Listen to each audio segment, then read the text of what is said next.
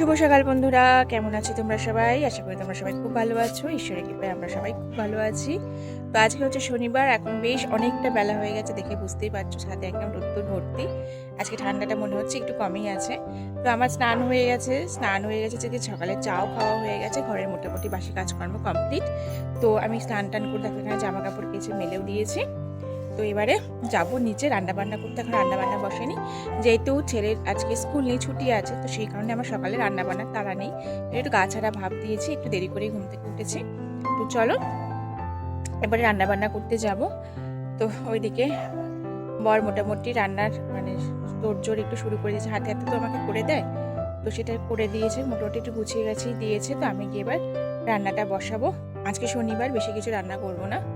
তো চলো কি রান্না করি দেখি। আজকে একটু স্নান করে এসেছি, তো একটু রোদে দাঁড়াচ্ছি, আর রোদে দাঁড়ালে ভালোই লাগে, যদিও আজকে সেরকম একটু ঠান্ডা নেই। তো রোদে দাঁড়িয়ে আছি, একটু ভালো লাগছে। এবার যাবো, আর ছেলে গেছে স্নান করতে, ও এসে পুজোটা দিয়ে দেবে। আমি আর পুজো দিতে দেবো না, মানে দিতে পারবো না আমি পুজো। তো ছেলে গেছে স্নান করতে, ও এসে পুজো দেবে।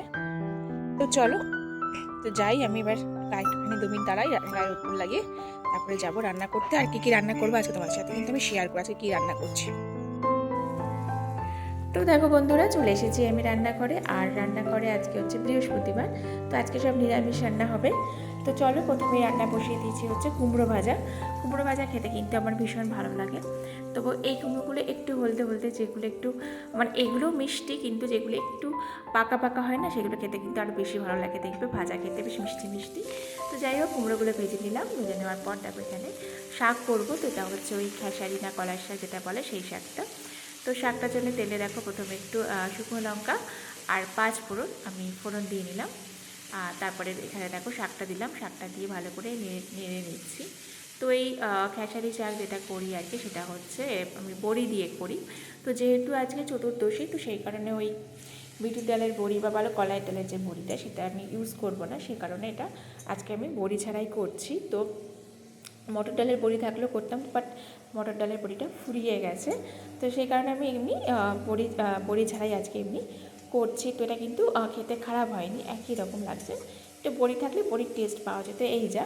তো শাকটা তাকে ভালো করে নেড়ে চেড়ে নিয়েছি, নিয়ে শাকটা এবার একটু মজে এসে তখন লঙ্কা আর একটু লবণ টবণ দিয়ে আবার একটু ভালো করে নাড়িয়ে জল দিয়ে সিদ্ধ করে, যেভাবে ঘন্ট করে আর কি, সেভাবে নামিয়ে নিয়েছি। তো আজকে করছি এঁচুড় নিয়ে এসছে, তো ভালোই লাগছিলো আজকে এঁচুড়টা এনেছে, মানে এঁচুড়টা খেতে ভালোই লেগেছে। অনেকদিন ধরে শীতের সবজি খাচ্ছি, তো শীতের সবজি খেতে খেতে যখন একটু গরমের সবজি এনে স্বাদ বোতল হয়, তো বেশ ভালোই লাগে। তো এঁচুড়টা দেখো দোকান থেকে তো কাটিয়ে আনে, তো অনেকটা বেশ বড় বড় থাকে, তো আমি আমার সুবিধার মধ্যে একটু কাটিয়ে নিয়েছি, মোটামুটি করে কেটে নিয়েছি আর কি। যাই হোক, তো এঁচুড়টা করছি, দেখতেই পাচ্ছ। জিরে ফোড়ন দিয়েছি, দিয়ে আলু দিয়ে ভালো করে আলু দিয়ে ভেজে, আর এঁচোড়টা একটু তেলের উপর ভেজে তারপরে একটা মশলা করেছিলাম। মশলা বলতে টমেটো, কাঁচা লঙ্কা আর আদা একটু পেস্ট করে নিয়েছিলাম, সেটা দিয়ে দিলাম। সাথে একটু এমনি গোটা কাঁচা লঙ্কাও দিয়েছি, আর এখানে অল্প করে জিরে গুঁড়ো দিলাম। দিয়ে এটাকে ভালো করে একটুখানি মশলাটা ভালো করে কষিয়ে নিলাম। অবশ্য কষানোর সময় অল্প একটু চিনিও দিয়েছিলাম। নিরামিষ তরকারিতে দেখবে মশলা কষানোর সময় সামান্য একটু চিনি দিলে কিন্তু টেস্টটা ভালো হয়, খুব বেশি না, অল্প সামান্য। তো সেটা দিয়ে দেখো ভালো করে কষিয়ে নিই, তারপরে দিয়ে দিয়েছি জল। তো এটা তরকারিটা কিন্তু একটু মাখা মাখা করবো, একদম শুকনো শুকনো করবো না, কারণ এটা আজকে আমাদের মানে কোনো রকম ঝোল বা অন্য কোনো রকম ডাল কিছু করিনি, তো এটাতেই খাবো, সেই কারণে। এদিকে করে ভাতটাও বসিয়ে দিয়েছি, আর এদিকে দেখো আলুর দম করে বলে আলু টালু সব রেডি করে রেখেছিলাম আর কি, কিন্তু ভেবেছিলাম আলুর দমটা করে তারপরেই ভাতটা বসাবো। অ্যাকচুয়ালি আলুর দমটা করবো রাত্রের জন্যে, রাতে রুটি দিয়ে খাওয়ার জন্যে। কিন্তু দেখলাম বর তো অফিসে বেরোবে, দেরি হয়ে যাচ্ছে, দেখুন আগে ভাতটা করে নিলাম, নিয়ে ভাত টাতকে আমি পরে কিন্তু আলুর দমটা করেছিলাম। তো এখানে ভাত খেয়ে উঠে রান্নাঘরটা এখানে গ্যাস ট্যাসগুলো ভালো করে মুছে পরিষ্কার করে তারপরে তরকারিটা করেছি, করে এবার তরকারিটা আমি বাটিতে তুলে নিচ্ছি রাত্রিবেলার জন্য আর কি। আর আমি বাসন কোসন একদম না বেসিনে ফেলে রাখতে একদম পছন্দ করি না। বেসিনে বাসন থাকলে আমার খুব অস্বস্তি হয়, তো এই বাসন মানে কড়াইটা আমি এখনই ধুয়ে নেব। আর রাত্রিবেলা তো শীতকালে জল ঘাটার কথা মানে জল ঘাটার কোনো প্রশ্নই আসে না। তো ওইগুলো কাজগুলো করে দেখো ছেলেকে এদিকে ক্লাসে দিয়ে আসলাম, ওর ক্লাসের সময় হয়ে গেছে। তো এদিকে তারপরে চলে এসেছি আমি ছাদে।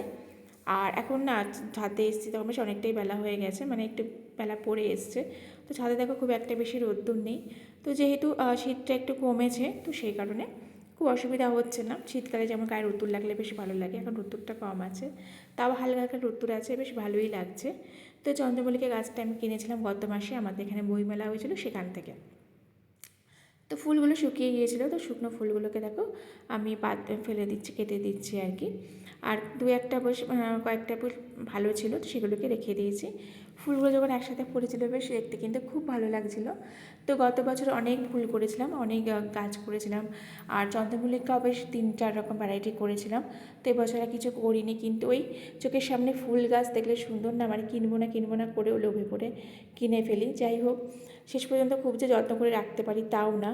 পুজো পর্যন্ত কিন্তু গত বছর চন্দ্রমল্লিকা গাছ আমি 2টো বাঁচিয়ে রেখেছিলাম, কিন্তু পুজোর পর থেকে হঠাৎ করেই শুকিয়ে গেল, জানি না কেন কীভাবে। আরও হয়তো শিখতে হবে, আরও যত্ন নেওয়া শিখতে হবে। গত বছর গাছ কিনেছিলাম, প্রচুর যত্ন করেছিলাম, তাও রাখতে পারছি না, জানি না কেন। যাই হোক চলো, এই গাঁদা গাছটাও এনেছিলাম বেশ কিছুদিন আগে, সুন্দর গাঁদা গাছটা, যেটা ওই লাল লাল রঙের হয় সেরকম। তো সেটাও বাঁচিনি, শুকিয়ে গেছে, টবের মধ্যে ছিল, ওটাও আমি তুলে ফেলে দিলাম। ফেললাম না, ওখানে একটা প্লাস্টিকের সমস্ত শুকনো পাতা টাতা রাখা আছে, ওখানে রেখে দিলাম, পরে ওগুলোকে আবার ফেলে দেবো। তো তারপর দেখো গাছগুলোকে দেওয়ার পর গাছগুলোকে একটু জল দেবো। গাছগুলো যেহেতু শীতকাল না, খুব একটা বেশি জল দিতে হয় না, তো অল্প যেটুকু জল দিতে হয়, প্রয়োজন যেগুলো থেকে শুকিয়ে যায়, তো সেই সমস্ত টবগুলোতে একটু জল দিই। তো আমি এখানে গাছগুলোতে দেখো জল দিয়ে নিচ্ছি। তো ছেলে এখানে দেখো, ওই যে ছেলের যে ছোট্ট একটা বালতি আছে, এই বালতিটা ছোটোবেলায় ছেলে খেলা করতে, এটা কিন্তু একটা ছোট্ট বালতি। তো বালতির হ্যান্ডেলটা এই হয়ে গেছে, ভেঙে গেছে, তো ওইটা দিয়ে এখন জল দিই। তো আগে পাইপ দিয়েই জল দিতাম, তো পাইপটা ফুটো হয়ে গেছে বলে, পাইপের অনেক দিক দিয়ে জল বেরিয়ে যায় বলে পাইপটা দিয়ে আর দিই না। আর অল্প গাছে মানে অল্প জল দেবো, তার পাইপটা ইউজও করলাম না, সেই জন্য হাতে করেই অল্প করে দিয়ে দিচ্ছি। তো এই বালতিটা বললাম না, আমার ছেলে ছোটোবেলায় খেলা করতো, ছোট্ট বালতি, দেখতে বেশ ভালো, খুব সুন্দর, খুব ভালো লাগে। তো যাই হোক চলো, এখন হচ্ছে সন্ধেবেলা। তো সন্ধেবেলা করে ছেলে এখানে সন্ধে দিয়েছে, সন্ধে দিয়ে ও এখানে এই ঠাকুরের নাম গান করছে। আমি বলে দিয়েছি এখন পুজো আর সন্ধে ছেলে কিন্তু নিয়মিত, মানে রোজ ও দেয়, ও দিতেই খুব পছন্দ করে, ও নিজে নিজে ইচ্ছা দিতেই যায়, বলে মা আমি কিন্তু সকালে পুজো দেবো, মা আমি কিন্তু সন্ধে দেবো। তো আমি যদি কোনো দিন স্নানও করে নিই আগে, তো ও পুজো দিতে যায় বলে আমি অনেক সময় পুজো দিই না, ওর জন্যে রেখে দিই, যখন ইচ্ছা মানে মন থেকে চাই দিতে তো দিই। তো এইদিকে সন্ধেবেলায় দেখো, তারপরে আমি ভাবলাম আজ সন্ধেবেলা একটু মানে রাতে একটু পাটিসাপটা করবো, তার জন্য দেখো এখানে একটু ব্যাটারটা গুলে রাখছি। তো ব্যাটারটা গুলে রাখলে একটু পাটিসাপটা আর কি মানে ভালো হয় আর কি, কিছুক্ষণ একটু থাকলে। তো ওটাকে গুলে রেখে দিই, আমি এখানে চলে এলাম চা করতে। তো সকাল সন্ধ্যাতে আমি চা খাই, গরমকালে অনেক সময় ইচ্ছা হয় না, হয়তো সন্ধ্যের দিকে চাটা খাই না, সেরকম বাদ দিই। তবে চা খাই বলে কিন্তু আমার চায়ের কোনো নেশা নেই, যে না চা খেলে মাথা টিপটিপ করছে বা এরকম কোনো নেশা টেশা কিছু নেই। তো যেহেতু শীতকালে একটু সন্ধ্যাবেলা চাটা খেলে ভালোই লাগে, তো সেই কারণে চা বানিয়ে নিলাম, একটু চা খেয়ে নিলাম। চা খেয়ে দেখো এবারে পাটিসাপটা তৈরি করে নিচ্ছি। তো আজকে আমি ক্ষীরেরই পাটিসাপটা বানাচ্ছি। আর ক্ষীরের পাটিসাপটা, এই যে ক্ষীরটা দোকান থেকে কেনা, আগে আমি কিন্তু বাড়িতে অনেকবার ক্ষীর বানিয়ে পাটিসাপটা করেছি, বাট এই ক্ষীরটা দোকান থেকে কিনে এনেছি। দোকানে ক্ষীরগুলো কিন্তু খুব একটা খারাপ হয় না, ভালোই হয়। তো যাই হোক, আগে পাটিসাপটা তুলতে গেলে অসুবিধা হতো, প্রথম যেটা সবারই হয়, লেগে যায় বা ভেঙে যায় বা হাতে তুলতে গেলে গরম লাগে, এখন কিন্তু কিছুই হয় না। আর এইদিকে দেখো এখানে ছেলে কালকে ড্রয়িং ক্লাস আছে, তো আঁকাটা আবার আঁকছে, তো হোম টাস্ক থাকে যেটা, সেই হোম টাস্কটাও এখানে বসে করছে। আর এদিকে হয়ে গেছে এখন রাত্রিবেলা তো আজকে আমাদের রুটি, তো আমি চলে এসেছি রুটি করতে। তো প্রথমে ভেবেছিলাম ছেলেকে গরম গরম রুটি করে দিয়ে দেবো, ও রুটি খেয়ে নেবে, আর ওর বাবা যখন আসবে সেই সময় আমি একটু আবার গরম গরম রুটি করব, কারণ শীতকালে একটু গরম গরম খাবার খেতে ভালোই লাগে। তো পরে ভাবলাম না, তার একেবারেই রুটিটা করে নিই, কারণ ওই বারবার করে না কাজ করতে ভালো লাগে না, বিরক্ত লাগে। আর এমনি আমার এই ছেলেকে রুটি করে খেয়ে উঠে গুছিয়ে যেতেই এমনি রাত হয়ে যাবে, আবার ওর বাবা আসবে আবার করব। তো সেখানে ভাবলাম না, একসাথেই করে নিই, রুটি করে ওখানে রেখে দেবো হটপটে, ওর বাবা আসলে আমি আর বাবা একসাথে খেয়ে নেবো, খুব একটা অসুবিধা হবে না। শুধু এখন ছেলেকেই খাইয়ে দিয়েছি। আর এইদিকে দেখো আমি রুটি করছি, মানে রুটিটা বেলে নিয়ে ভাজছি। তো আগে আমি রুটি একসাথে অনেকগুলো করে বেশ ভাজতাম, ভেজে আমি কিন্তু আলাদা করে এটা সেঁকতাম, কিন্তু যবে থেকে জেনেছি যে রুটি সেঁকে খাওয়া উচিত নয়, ভালো নয় আর কি, ডাইরেক্ট সেঁকে খাওয়াটা, সেই কারণে আর কি সেঁকে খাই না আমি, এমনি ওইভাবে তাওয়াতেই একেবারে রুটিটা ভেজে নিই, সব রুটি ওইভাবে ভেজে ওইভাবেই সেঁকে নিই আর কি। আর এখানে দেখো ছেলেকে খেতে দিয়ে দিয়েছি, রুটি দিয়েছি, আলুর দম দিয়েছি, আর একটু মিষ্টি ছিল বাড়িতে, ওই ছান্নার জিলিপি আর সীতাভোগ দিয়েছি, আর এখানে দিয়ে দিয়েছি পাটিসাপটা।